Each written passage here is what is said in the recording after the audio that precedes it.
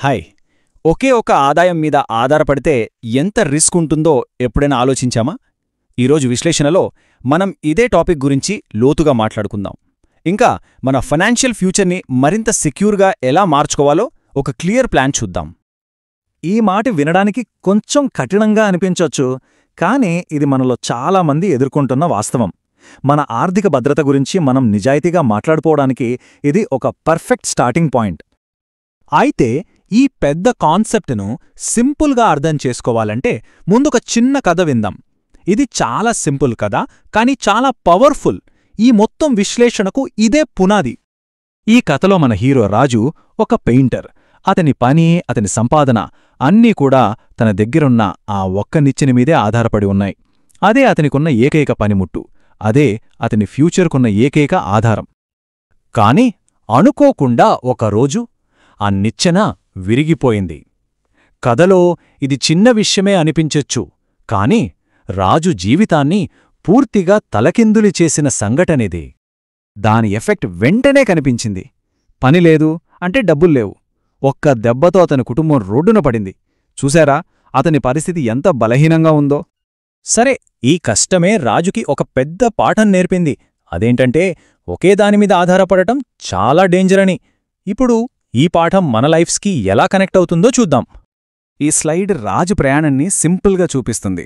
ఒకే నిచ్చెనతో ఎంత వీక్గా ఉన్నాడో, ఆ తర్వాత 3 నిచ్చెనలతో ఎంత స్ట్రాంగ్ అయ్యాడో మనం చూడొచ్చు. ఇది జస్ట్ కోలుకోవడం కాదు, ఇది తెలివిగా బలంగా మారడం అన్నమాట. ఇవి రాజు తయారు చేసుకున్న 3 నిచ్చెనలు. మొదటిది తన మెయిన్ జాబ్ అంటే పెయింటింగ్ కోసం. రెండవది ఇతరులకు అద్దెకు ఇచ్చి ఎక్స్ట్రా ఇన్కమ్ సంపాదించడానికి. ఇక మూడవది అనుకోని కష్టాలొస్తే సేఫ్గా ఉండటానికి ఒక బ్యాకప్లా అన్నమాట. ప్రతి నిచ్చెనకు ఒక స్పెసిఫిక్ పర్పస్ ఉంది. ఓకే, రాజు కథతో మనకు ఏమర్థమైంది? ఇప్పుడు ఆ నిచ్చెనలను మన ఆదాయంతో పోల్చి చూద్దాం. ఈ లెసన్ మన అందరికీ ఎలా వర్తిస్తుందో ఇప్పుడు క్లియర్గా అర్థం చేసుకుందాం. అస్సలు పాయింట్ ఇక్కడే ఉంది. మనం తీసుకునే నెల జీతముందే అది అచ్చం రాజు దగ్గరున్న ఆ మొదటి విరిగిపోయే నిచ్చెన లాంటిదనమాట. పైకి బలంగానే కనిపిస్తుంది, కాని ఆధారం మాత్రం ఒక్కటే. అది కాస్త కూలిపోతే ఇక అంతే సంగతులు. ఒక్క క్షణం ఆలోచించండి. వచ్చే జీతం కొద్ది రోజులు లేటైతే పరిస్థితేంటి? ఈఎంఐలు, బిల్లులు, ఇంటి ఖర్చులు, ఈ చైన్ ఎంత ఫాస్ట్గా బ్రేక్ అవుతుందో ఊహించుకోండి. ఈ రిస్క్ మనలో చాలామందికి చాలా రియల్. ఇప్పుడు ఇంకో సీరియస్ క్వశ్చన్. ఇది చాలామందికి ఒక పీడకల. ఉన్నట్టుండి మన ఏకైక ఆదాయ మార్గం ఆగిపోతే అప్పుడు ప్లాన్ ఏంటి? నెక్స్ట్ ఏంటి? చివరిగా ఊహించని హెల్త్ ఎమర్జెన్సీ వస్తే మెడికల్ ఖర్చులు మన సేవింగ్స్ను ఎంత ఫాస్ట్గా కరిగించేస్తాయో మనకు తెలుసు. అంటే జీతం లేటవడం, జాబ్ పోవడం లేదా హెల్త్ ప్రాబ్లం, ఈ మూడింటిలో ఏ ఒక్కటి జరిగినా మన సింగిల్ ఇన్కమ్ ఫౌండేషన్ కూలిపోగలదు. అందుకే సైడ్ ఇన్కమ్ను ఒక లగ్జరీగా చూడటం ఆపేయాలి. ఇది ఎక్స్ట్రా డబ్బుల కోసం కాదు, మన కుటుంబాన్నే ఆర్థిక కష్టాల నుండి కాపాడే ఒక సేఫ్టీ నెట్ లాంటిది. సరే, ఇప్పటిదాకా ప్రాబ్లం గురించి మాట్లాడాం. ఇప్పుడు సొల్యూషన్ మీద ఫోకస్ చేద్దాం.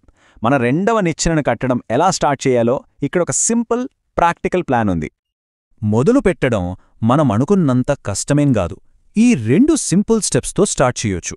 ఫస్ట్, మనకు బాగా తెలిసిన లేదా మనం ఇష్టపడే ఒక స్కిల్ను ఐడెంటిఫై చెయ్యాలి.